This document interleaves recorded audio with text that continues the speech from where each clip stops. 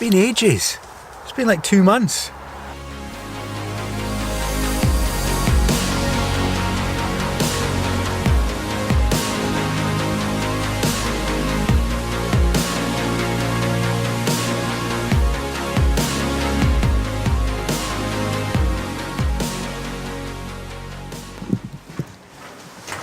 Well, it has been an absolute age since I've done any photography videos.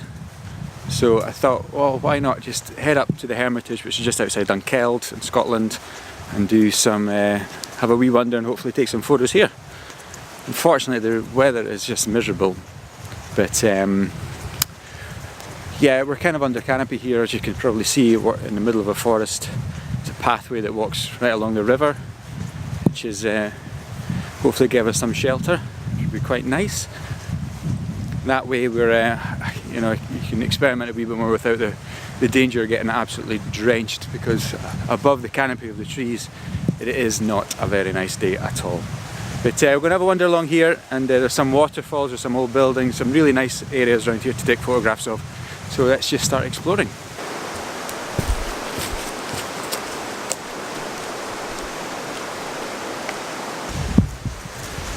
So the actual reason, well, it's not so much a reason, it's more of an excuse that it's been such a long time since I've been out, really been out photographing, not just the video side of things. I just have absolutely zero enthusiasm during the summer. I don't know what it is, it's the kind of, you know, it's just all too bright, it's all too busy. There's, you know, the evening sun and the morning sun happens at the most unsociable hours ever. And I just cannot muster any enthusiasm for going out and taking photos. And I need to get better at that. It's just not good, because, as I said, it's not a reason and it's an excuse. But here we are, kind of mid-September time, and yeah, the colours are changing. It's a lot nicer. Leaves are changing. There's that kind of misty kind of har that happens when it's wet. It's just got so much more going for it at this time of year. Whereas in the summertime, I mean, I did take some photos, but just, you know, kind of trooping around, always having the camera on me type of photographs. Nothing too deliberate. Whereas now, literally the past couple of weeks, I've been waking up just looking forward to getting into the car and heading somewhere to take some photographs. And here we are. And it's looking very promising. It's got a really kind of nice subdued light going on. As I said, it's kind of, if you can see that behind me, it's kind of, it's bright, but there's a, you know, there's dampness in the air. It's kind of misty. It's got that that kind of eerie feel about it. And these are beautiful big, you know, pine trees, pine forests, and there's redwoods in here as well. And as you can hear, there's a river as well. So it's really got so many different elements. It's a great place just to kind of start off the mind again with taking photographs. It's varied, and there's lots of options to try some different things here. So let's have a wee scoot around and see what we can find.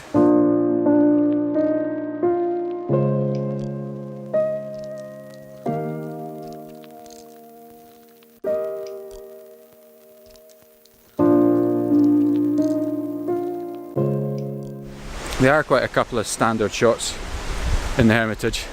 There's a huge big waterfall, which I've shot before, but it's always worth going back and doing a bit of a scramble and taking some more shots of it. There's some right old buildings, and there's bridges and things that all go over the water here. So yeah, go to the normal kind of scenario here, but what I have found just here is a lovely set of steps.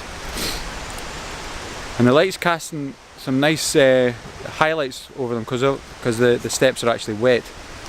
So it's there's a possibility. The only problem is there's a big kind of stake with an arrow telling people where to go, which you can easily remove that in post. But it's quite nice with the kind of the gnarled roots coming through as well. So that whole area there looks really quite like a possible a nice setup. So I think I'll get the tripod out, get the camera out and set up and take some shots of that. And yeah, just something a wee bit different. We'll do the normal. We'll visit the usual places anyway. But it's just trying to get some different shots whilst here. And in these conditions, shiny wet stones with gnarly roots coming over it, it's perfect really, isn't it?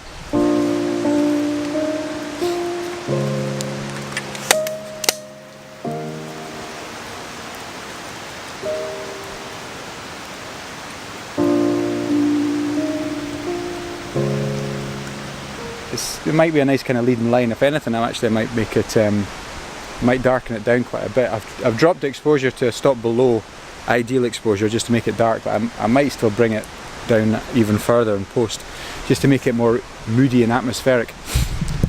Talking of moody and atmospheric, I don't know if you can see, but the mist or the cloud, the fog is lowering and lowering and lowering.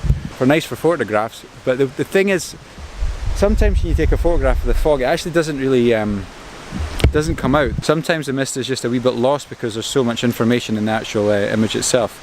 But those of you that use Lightroom are probably well aware of the feature, kind of recently added feature, I think it was in the previous update, of dehaze. Now the good thing with dehaze is you can bring back mist and haar and fog and all that kind of stuff, and you can be pretty precise with it as well.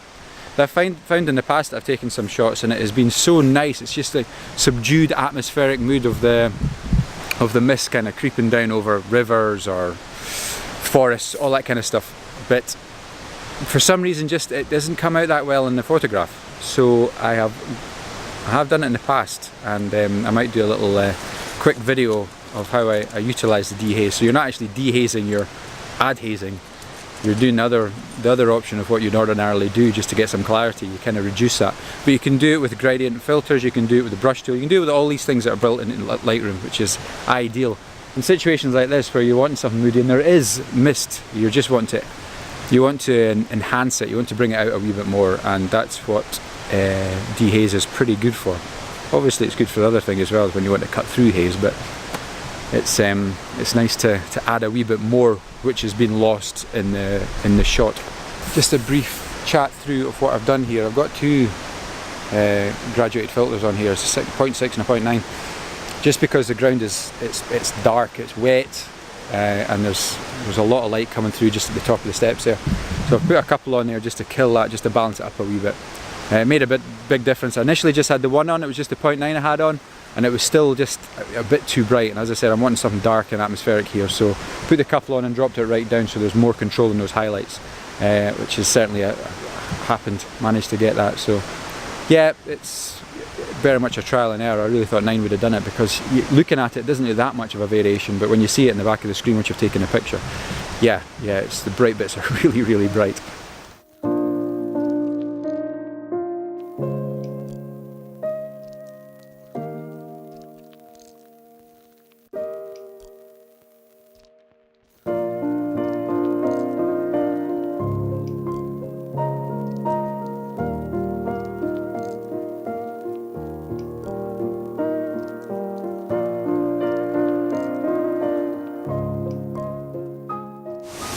So as you can hopefully hear me over the din of the waterfall here, you see it's such a beautiful setting. Behind me, got a gorgeous bridge. In front of me there is a huge big waterfall, it's lovely.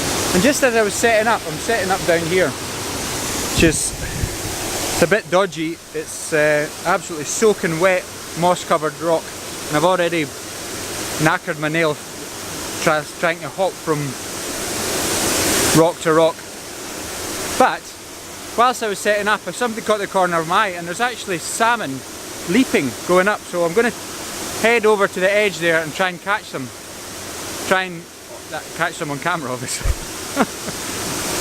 Right, so hopefully spin you guys round and I'll zoom in and hope you can see them.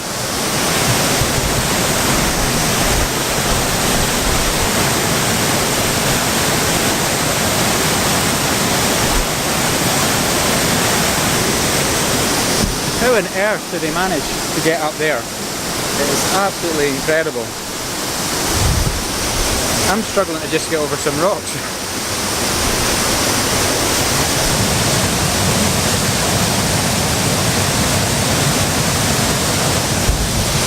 Again bracketing.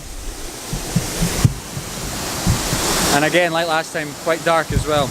Just with the water being so disturbed and very white when it's coming over, if it's too bright, that'll just blow out so easily. So as you can see, I'll show you the...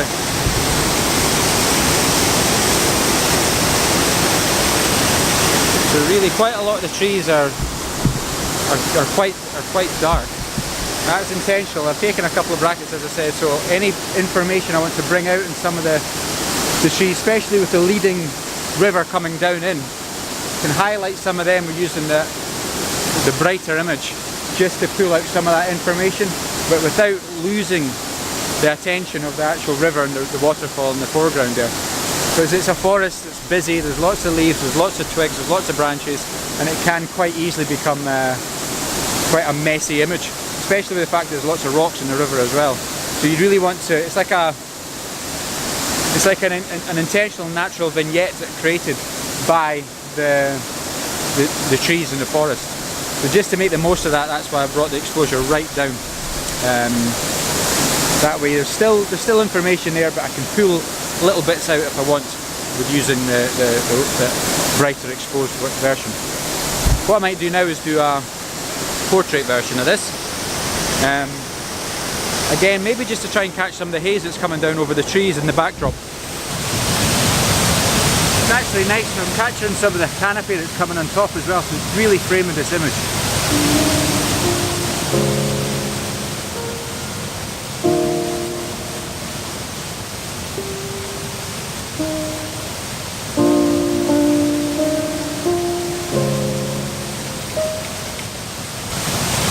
Definitely liking the portrait version of this. Oh, that mist is coming down even more now, it's lovely. Just absolutely perfect. Right, I'm going to pack up here and try and not knacker any other on my digits whilst getting out of here. But sometimes you just got to get yourself into a bit of a dodgy situation. Precarious to get the shot. This is where I'm currently at. A bit slippy. So we've had a wee wander around the Hermitage, and it's actually starting to brighten up quite a bit now. And that mist is gone, so I'm going to try something a wee bit different now. I'm going to do a bit of a kind of slightly abstract. We've got a lot of this, as you can probably hear, running water. So I think I'm going to get the 50mm out and just focus on some of the rocks and some of the backdrop as well, because the sun is capturing some of the leaves over there really quite nicely. So again, just a kind of like a square format side of things, not too much information, just have a long enough exposure so you're getting some kind of movement in the water, just to break the hardness up a wee bit, but still capture that backdrop, the moss, the kind of ready leaves where the sun's coming on now. So what I'll probably do is set it to about a second first and see if that's any good. Speed things up or slow things down depending on how the water's looking.